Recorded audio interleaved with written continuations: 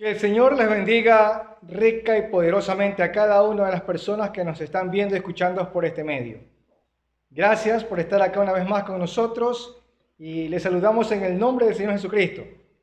Estamos acá en el Ministerio de Comandos de Jehová de los Ejércitos. Este es un ministerio internacional de la línea apostólica y profética, de la efectiva, de la verdadera, no de esa falsa que anda por ahí dando la vuelta y diciendo cosas mentirosas. No, acá estamos hablando la neta palabra de Dios.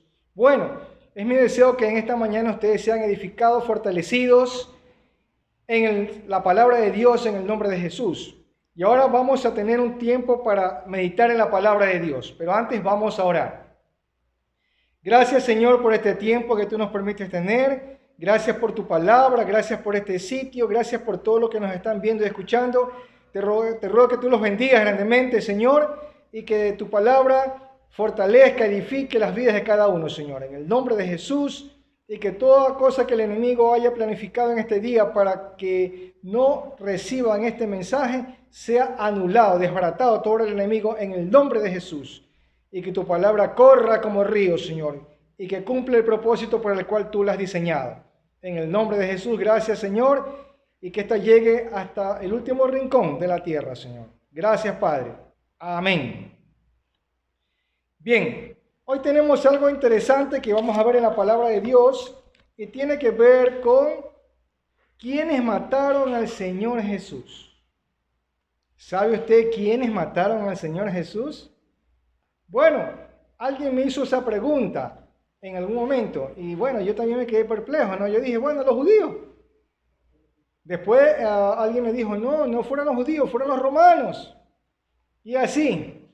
Entonces yo, deseoso de saber quién en realidad fue quien mató al Señor Jesús, o mataron, ¿no? ¿Quiénes fueron los que causaron la muerte de Él? Me puse a investigar en la palabra de Dios. He descubierto algunas cosas importantes, pero mi investigación se trató efectivamente en quiénes fueron los causantes, los que organizaron todo para que Él muriera y cómo que se dio todas estas cosas. Voy a leer en el libro de San Juan, el Evangelio de San Juan, en el capítulo 11, los versículos 45 al 57. Si usted quiere seguirme con la lectura de la palabra, está muy bien. Tengo una Biblia en la mano siempre, para cuando se den estos momentos o cuando usted busque a través de las redes sociales algún mensaje de la palabra. No importa quién esté predicando, sea varón o sea mujer. Lo importante es la palabra que se predica. Y si esta es hecha con eficacia, su vida va a ser edificada y fortalecida. San Juan, el Evangelio, capítulo 11, versículos 45 al 57. Damos lectura a la palabra de Dios en este momento, en el nombre del Padre, el Hijo y su Santo Espíritu. Y dice así: entonces, muchos de los judíos que habían venido para acompañar a María y vieron lo que hizo Jesús, creyeron en él. Pero algunos de ellos fueron a los fariseos y les dijeron lo que Jesús había hecho. Entonces, los principales sacerdotes y los fariseos reunieron el concilio y dijeron: ¿qué haremos? Porque este hombre hace muchas señales. Si le dejamos así, todos creerán en él y vendrán los romanos y destruirán nuestro lugar santo y nuestra nación. Entonces, Caifás, uno de ellos, sumo sacerdote, aquel año les dijo: vosotros no sabéis nada, ni pensáis que nos conviene que un hombre muera por el pueblo, y no que toda la nación perezca. Esto no lo dijo por sí mismo, sino que como era el sumo sacerdote aquel año, profetizó que Jesús había de morir por la nación. Y no solamente por la nación, sino también para congregar en uno a los hijos de Dios que estaban dispersos. Así que desde aquel día acordaron matarle. Por tanto, Jesús ya no andaba abiertamente entre los judíos, sino que se alejó de allí a la región contigua al desierto, a una ciudad llamada Efraín, y se quedó allí con sus discípulos. Y estaba cerca la Pascua de los judíos, y muchos subieron de aquella región a Jerusalén. Antes de la Pascua, para purificarse. Y buscaban a Jesús, y estando ellos en el templo se preguntaban unos a otros, ¿qué os parece? ¿No vendrá a la fiesta? Y los principales sacerdotes y los fariseos habían dado orden de que si alguno supiese dónde estaba, lo manifestase para que le prendiese. Bueno, aunque aquí no está todo lo que investigué, y si yo me pusiera a hablar con ustedes en este momento, me demoraría mucho tiempo. Y no tenemos demasiado tiempo en este momento para poder abarcar todo aquello, pero he resumido en unos 4 puntos quiénes mataron al Señor Jesús. Así que voy a ir punto por punto. Al enterarse de que Jesús había resucitado a Lázaro, los líderes religiosos tramaron un plan para matarle. Este es el primer punto. Se esparce el temor entre los judíos religiosos, he puesto yo como título a este punto. Entonces, ellos tramaron un plan para matarle. Ellos tuvieron temor de perder su posición y autoridad. Primeramente tuvieron temor de los romanos, pero tuvieron temor también de perder su posición, porque ellos eran privilegiados como sacerdotes, como escribas y como fariseos que eran de la religión que estaban, de la posición que ocupaban, ¿ya? Porque se habían puesto ellos también de acuerdo con los gobernantes para que ellos no les hicieran nada. Pero si había algo que amenazara esta situación de privilegio, entonces ellos tenían temor. Entonces, eso era lo que temían. Y Jesús viene a representar eso. Algo que le obstaculizaba a ellos el seguir teniendo el poder, porque la gente ya se estaba alejando de la sinagoga, estaba desertando, como quien dice, abandonando, para ir atrás o en pos de Jesús, del Maestro, ¿no? Entonces, ellos pensaban en sí mismos, pero decían que los romanos los destruirían. Ellos sabían que Jesús era el Mesías, pero se opusieron a que él fuera reconocido como tal. Por eso, Caifás, que era sumo sacerdote ese año, dijo, conviene que un hombre muera por el pueblo y no que toda la nación perezca. Ahora, esto sucedió para que se cumpla lo que está escrito en Isaías 49:6. ¿Y qué dice Isaías 49:6? Bueno, vamos a echarle un vistazo un ratito, brevemente, para saber qué es que dice allí. Cómo es que está relacionado este pasaje con lo que sucedió en aquel entonces. Isaías 49:6 dice así. Dice, poco es para mí que tú seas mi siervo, para levantar las tribus de Jacob y para que restaures el remanente de Israel. También te di por luz de las naciones, para que seas mi salvación hasta lo postrero de la tierra. Aquí se habla acerca del llamado y misión del Mesías, ¿sí? Entonces, esto era lo que Jesús vino a cumplir. Por eso, esta gente, sin querer, este hombre Caifás, profetizó, dijo, habló, ¿ya? Algo que se tenía que cumplir de acuerdo a la Sagrada Escritura. ¿Estamos viendo bien esto? Entonces Jesús no murió solo porque le mataron, sino porque esa era la misión, el propósito que Dios había puesto en él y que él mismo había aceptado. Por eso el Señor Jesús dijo que a él no perdía su vida, sino que él la daba por causa nuestra, ¿verdad? Por causa de los judíos, por causa del mundo. Pero no se entendía así al principio y muchos no habían entendido esto y a veces cuando nosotros ingresamos a los caminos del Señor tampoco entendemos todavía. Hasta que vamos poco a poco leyendo, meditando, estudiando la palabra de Dios, es cuando comprendemos el propósito de Dios al enviar a su Hijo a este mundo. Había un propósito que tiene que cumplirse, una misión, y esta era dar la vida por su pueblo, dar la vida por todos los que creyesen en Él, dar la vida por la humanidad. Entonces, los que comenzaron a planificar la muerte de Jesús fueron los líderes religiosos, porque no querían perder su posición de poder y autoridad. Si usted se da cuenta aquí, ellos se dieron cuenta de algo interesante, si ustedes reflexionan en esto. Dice, ¿qué haremos? Versículo 47, qué pregunta, ¿no? ¿Qué haremos? Porque este hombre hace muchas señales. Miren, ellos se dieron cuenta en verdad que él sí era el Mesías, porque nadie hacía las señales que él. Ni siquiera Juan el Bautista, a quien había el pueblo visto hacer muchas cosas y lo declaró que era profeta. Juan se presentó como profeta y le respetaban mucho y le querían y creían en las palabras de él. Pero luego comenzaron a ver que Jesús hacía cosas mayores. Y esto fue notorio tanto en la gente que creyó en él como en los que se oponían. En este caso, vemos este grupo de líderes religiosos que se opusieron. Es que nadie que haya visto los milagros de Jesús puede ignorar esto o puede negarlo. Aunque con sus labios pueda decir que no es así.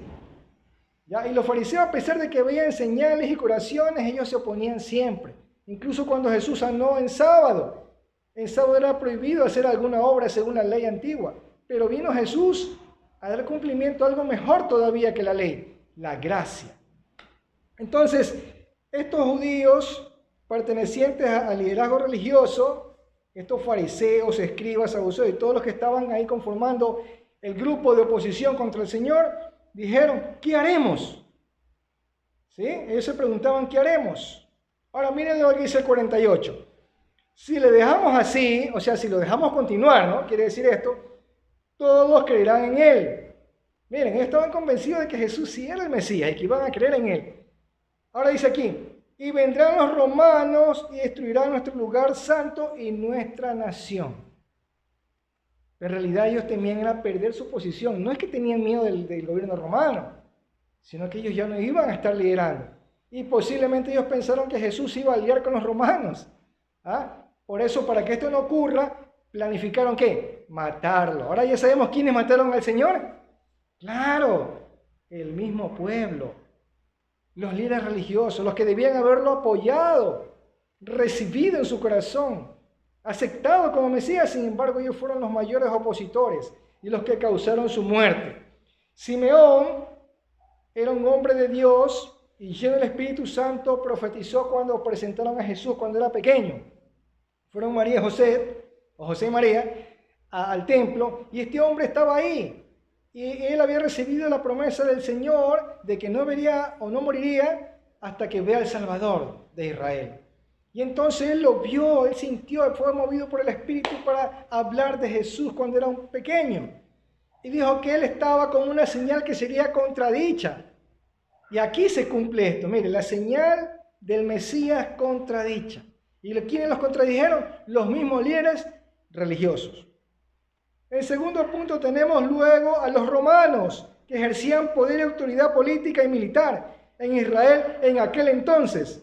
Pilato era gobernador en aquella provincia. Este hombre fue el que entregó al Señor Jesús a los líderes religiosos para que fuese crucificado. Claro, luego de un juicio injusto.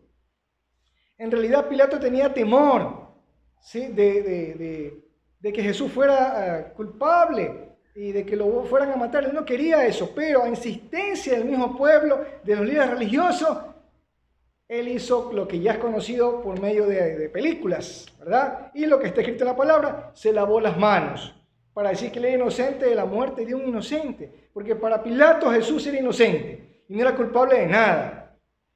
Pero los que sabemos nosotros, los líderes religiosos que hemos visto ahorita, ellos estaban empeñados en matarlo.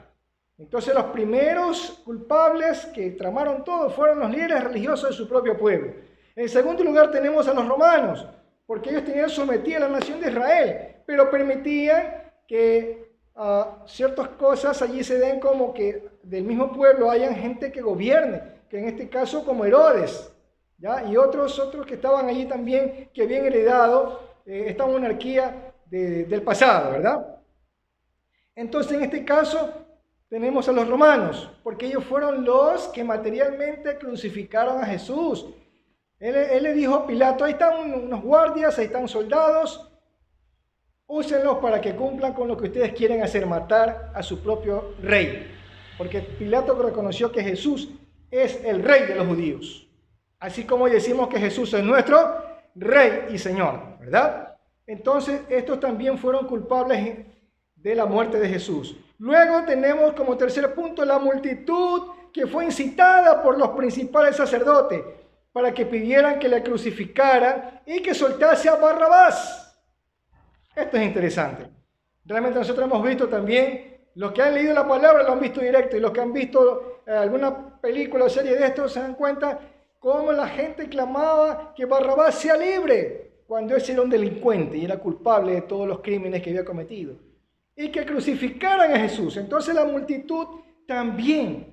Y hay algo interesante que yo estoy investigando hace poco, cuando estaba viendo acerca del juicio de Jesús. Y una de las cosas terribles que yo dije, bueno, los mismos israelitas se condenaron a sí mismos y condenaron a su nación, a su descendencia, a que tuviesen muchas situaciones después de dolor, de tristeza, de persecución. ¿Ya? Y es cuando ellos dijeron que el líder político les dijo que iba a matar a su rey. ¿Cómo es eso? No es posible. Ellos dijeron que no importaba y que su sangre recaería sobre ellos. Y yo me quedé asombrado de ver cómo estos líderes, estos hombres, no les importó decir eso. Ellos mismos condenaron a su generación. Por eso que nosotros hemos visto en el Holocausto que cometió este líder político y militar, Hitler, alemán, cómo fue que mataron a tantos judíos, cómo fue que los quemaron, los pusieron en las cámaras de tortura. Bueno, fue terrible.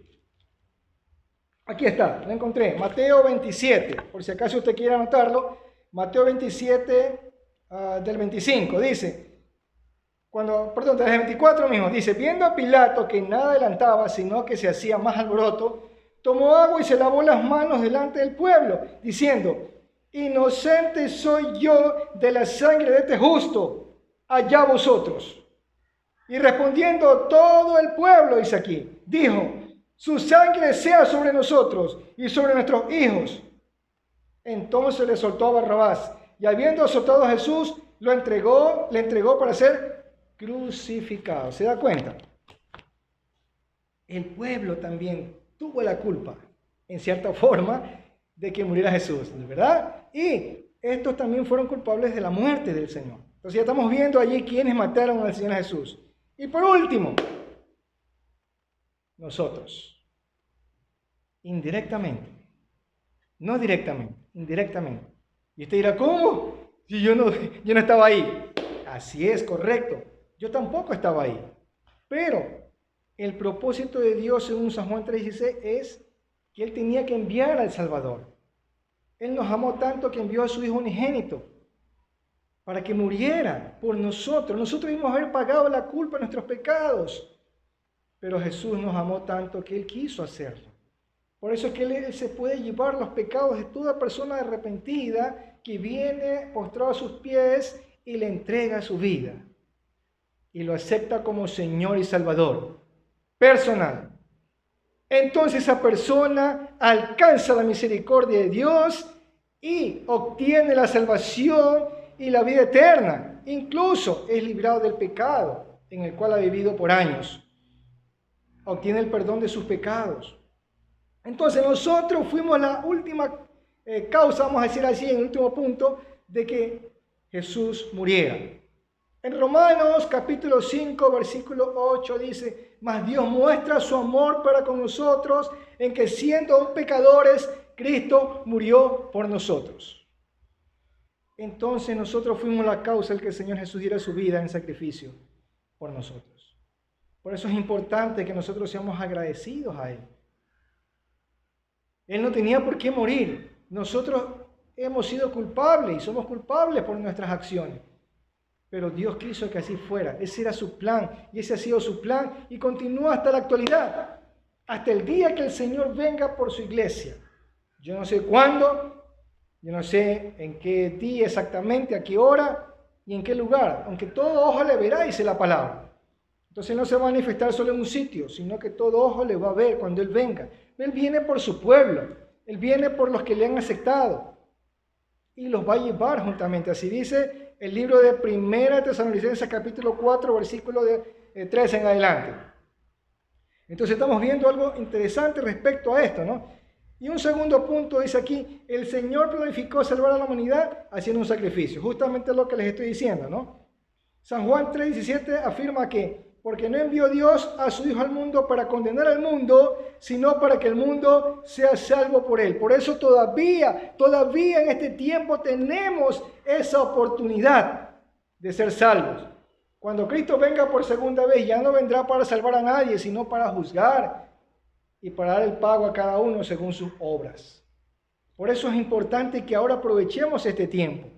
Seamos agradecidos con Dios, porque su amor hizo posible nuestra salvación. El sacrificio de Jesús en la cruz no solo nos ha dado vida eterna, salvación, sino que nos acercó a Dios y restableció la relación que se había perdido por causa del pecado.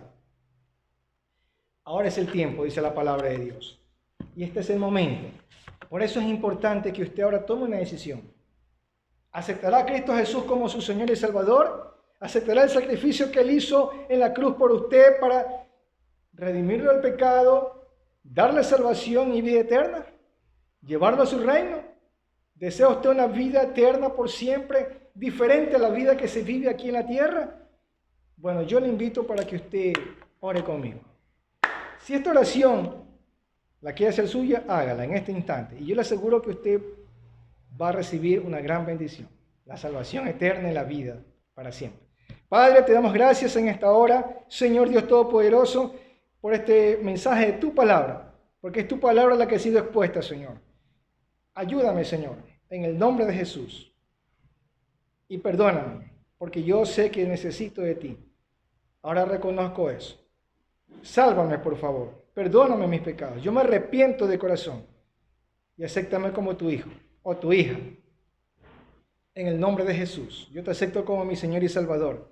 Enséñame a vivir para ti. Y líbrame de todo mal. Escribe mi nombre en tu libro, Padre. Para que cuando se pase lista y esté yo respondiendo ese nombre. Es el libro de la vida preciosa. En el nombre de Jesús. Ayúdame a caminar contigo en esta tierra durante todo el tiempo que todavía queda. Gracias, Señor. Amén. Amén. Gracias, que Dios les bendiga y que continúen ustedes siguiéndonos por las redes sociales. Mi nombre es Rodrigo Yepes y estoy para servirles a ustedes.